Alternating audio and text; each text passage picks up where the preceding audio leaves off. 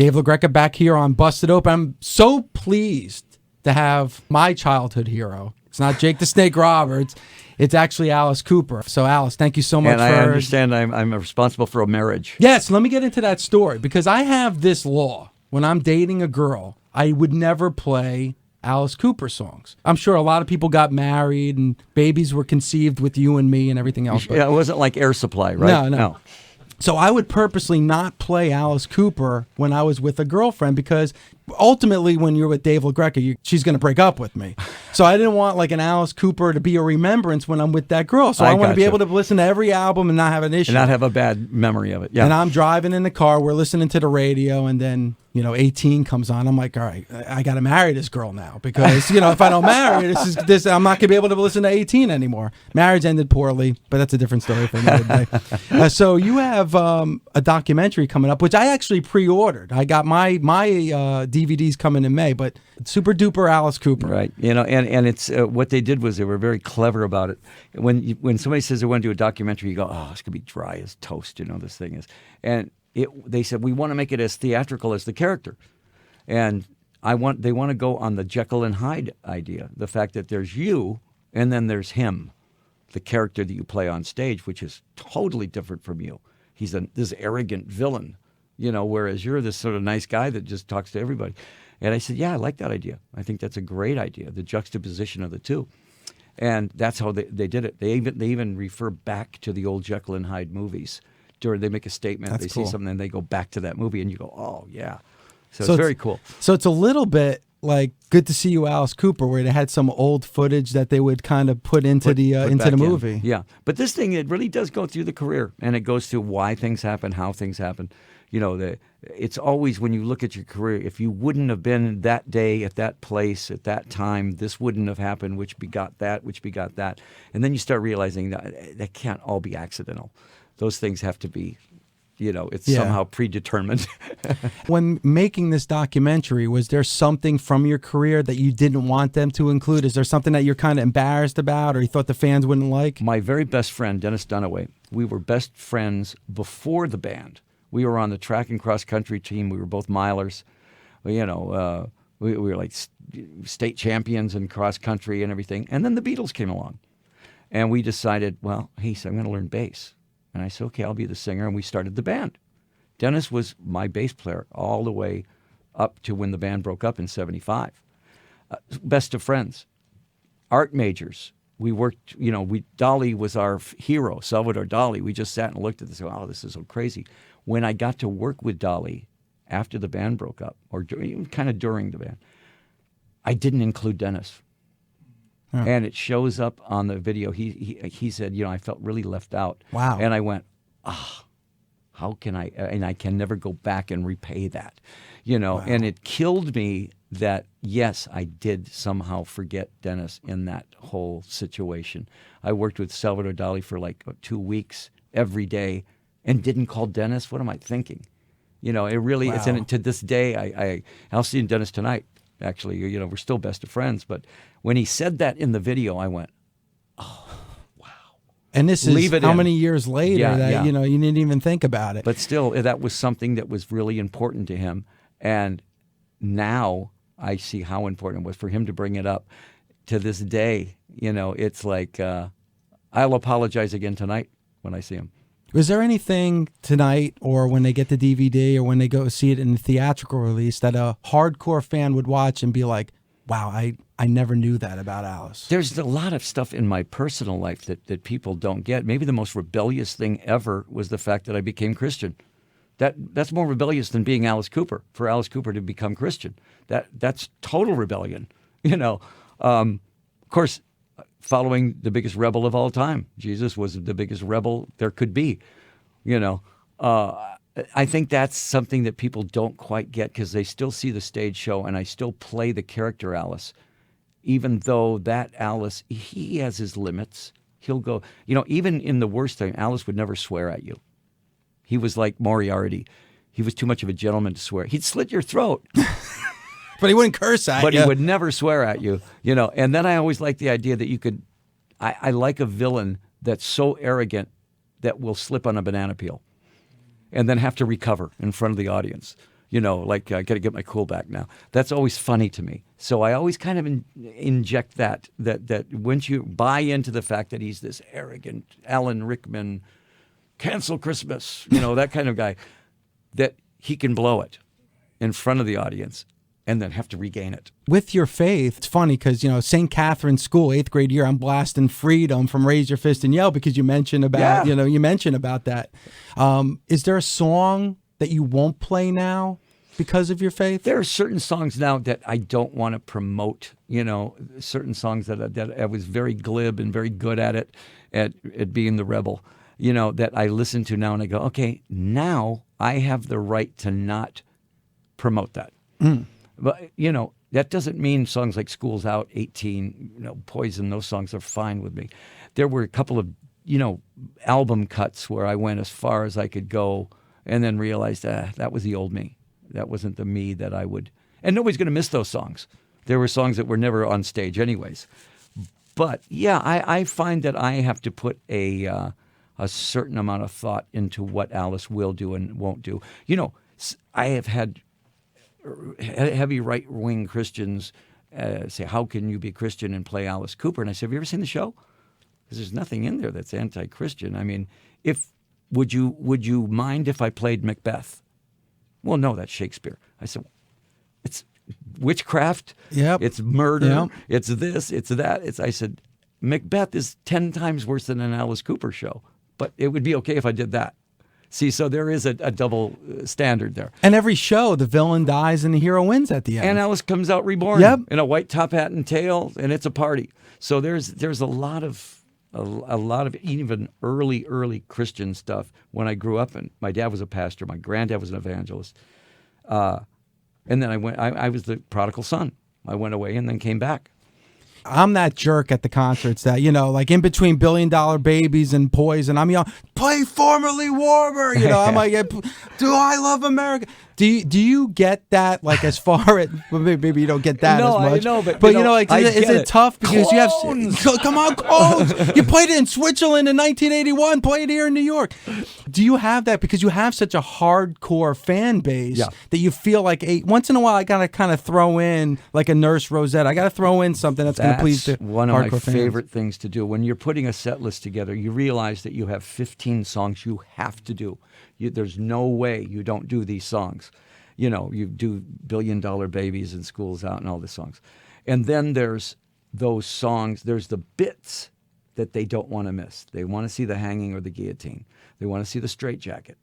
They want to see the snake. They want to see the nurse. They want okay, those are all in. And then you go, okay, how about Who Do You Think We Are from Special Forces? Or how about, like you said, Formerly Warmer. Now that would be a song that would be hard to.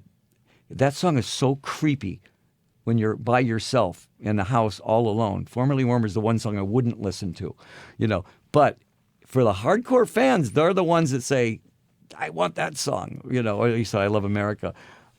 We get, like, is it Clones is the one that was like, but Clones was a hit. What people forget, when they think of Alice Cooper, they know the theatrics, but you had over a dozen top 40 hits. 14 top 40 hits. And that was unusual for a band that was as theatrical as we were. Generally you don't get those hits like Creedence Clearwater does or Steely Dan. But we did have a string of hits, and that was because of Bob Ezrin. Bob Ezrin, our producer, he was our George Martin. We wrote good songs, but he knew how to make them into hit records, and that was the big deal. You can't put the icing on the cake without the cake. The cake was the music. So 90% of our rehearsal was on the music. The theatrics came easy. Yeah. If you say, welcome to my nightmare, well, you just give them the nightmare. Of course you put a bed on stage and you put dancers coming from under the bed and you do everything that... I always did this. Alice is my favorite rock star. I put myself in the audience. I go, now what do I want to see him do? I want to see the swords. I want to see this. I want to see the nurse. I got to see some blood up there. How far does the blood squirt? Okay, good. I've been squirted by the blood. Absolutely. If you're in the blood seats, those are the honor seats to be in on my those glasses. Seats. I mean, it's like, damn it! I got Cooper blood on my glasses. I can't see a damn thing. And some of it wasn't all fake blood. Oh, that's good to know. You know, Some got in my mouth. Yeah. I don't need to know this No, now. there's a pre-AIDS, and nobody. But I always told my band one thing. I would say the guy would get in a band. I got Orianthi now, you know, the female guitar player. She's great. And she's a monster guitar player. But I told her up front, I said, look, I can guarantee 3 things. You're going to see the world. You're going to get paid. You're going to get stitches. There's just no two ways about it. There's no way that you're not going to get stitches on this stage. Second show in, she got a little too close to the sword. Just nicked. Oh, wow. Just nicked enough to go. I got my stitches. It's like a badge of honor. Yeah, you got to get your stitches. I mean, you know. And you're right. I mean, with the theatrics, you know, that doesn't sell albums. I mean, you have the multi-platinum albums, Billion Dollar Babies, Welcome to My Nightmare, Trash. I mean, these are albums that, you know, were top of the charts, and theatrics doesn't sell an album. That was the thing that finally got across. Was in the very beginning, people said, you know, take away the theatrics, and what are they? You know, they're a rock band from Detroit, you know. That made us go 9 hours a day, rehearsal, make the best records you can make, get on the charts, so they have to eat those words. And, you know, when a record goes to number 1 and then the next record goes to number 1, everybody notices. And all of a sudden, the guys that were the doubters were going, you know, the guys are pretty good. Not bad, not bad. My producer's pointing at me, and I know why he's doing it, is because this is Busted Open. This is a pro wrestling show. And we had Jake the Snake Roberts, who went into the Hall of Fame this past year, just like he was a Hall of Famer, just like you. And one of his fondest memories is WrestleMania 3, walking down the aisle with you with the Snake, Jimmy Hart, the Honky Tonk Man. But, you know, that's regarded as one of the greatest WrestleManias of all time. I mean, over 93,000 was at that WrestleMania. Silverdome, Yeah, the Silverdome. Do you have any remembrances of that night? Everything. Wow. Everything about that was great because I saw wrestling. I'm a boxing fan, so I love boxing. Boxing is my favorite thing to watch. Wrestling was showbiz. Wrestling, these guys were bigger than life. They were Megatron, you know. And this was when you had Andre the Giant, and you had the Junkyard Dog, and you had all these great characters. And the greatest eye opener was backstage. You're backstage, and they're all getting ready, and the guy said, "Okay, I'm going to hit you with the chair, and I'm going to knock you out of the ring and everything." And I went, "Oh, it's choreographed." I didn't realize they hit each other with the chair. They don't kind of hit each other with the chair. The guy said, "I'm going to really take you out with this." The guy said, "Go ahead." He said, "Because I'm going to come back and I'm going to elbow you in the." And they were athletes, man. These guys were athletes because they took those punches and came back and showbiz all the way. I respected it 100 times more after being backstage. But the funny one was 5 midgets. One of them is standing there going, "You're not supposed to slam us. You slammed us tonight." "No, I'm sorry." You know, he has one in each hand, and he's, you know, and I was standing there in a moment when I maybe shouldn't have been standing there, when the midgets were just ringing him. This gigantic 8-foot guy, and he was like, "I'm sorry." You know? All he had to do was, you know, It's all, yeah. But those guys were great guys, and the only thing that was a little bit disturbing to me was Jake the Snake, Damien, was angry. That snake, he threw that snake around, and that snake was mean. My snakes, you know, were always kind of taken care of and everything. He would throw the thing down and open it up, and that snake came out mad. Great. And I'm working with a mad snake. And I'm going, you know, I know snakes enough to kind of feel what their temperament is. And anytime he got near me, I'd take him by the back of the neck. And he was strong, but he'd snap at you. He would take a snap at you. And if he did, he'd take a pretty good bite out of you, you know. So I stayed away from the snake because I knew the nature of this snake. But it was so much fun. Jimmy Hart says, "Okay, now you take the guitar and you break it over my head." And I went, "Okay." Sounds good, you know. And we did.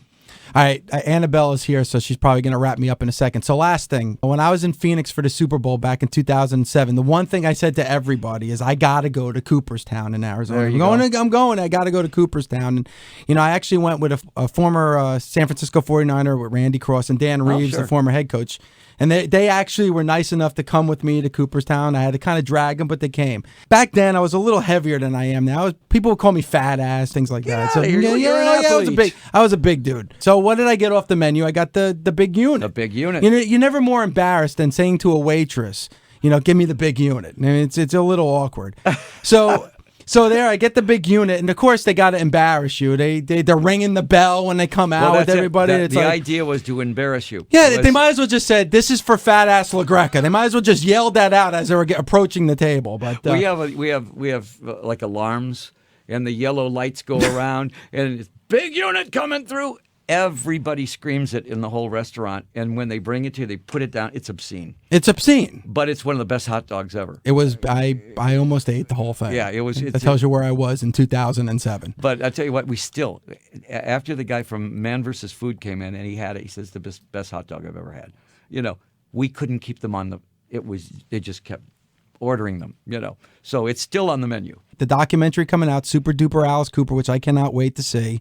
You're still touring. I'm seeing you in August at the PNC. I mean, how do you still do it, man? I just finished a tour in Europe. I got another tour in Europe before the Motley Crue tour. And so I toured, 100, 150 cities a year easily, and made a new record, made the documentary, and play golf every morning. All right, Alice, they're giving me the throat slash. I know you get that every night. You get the throat. They're actually giving it to me. So, but they actually do cut my head off, though. Yeah. Unfortunately, they won't do that for me. But thank you so much for the time. Again, Super Duper Alice Cooper. You can go, for more information, go to superduperAliceCooper.com. And Alice, it was a pleasure talking to you.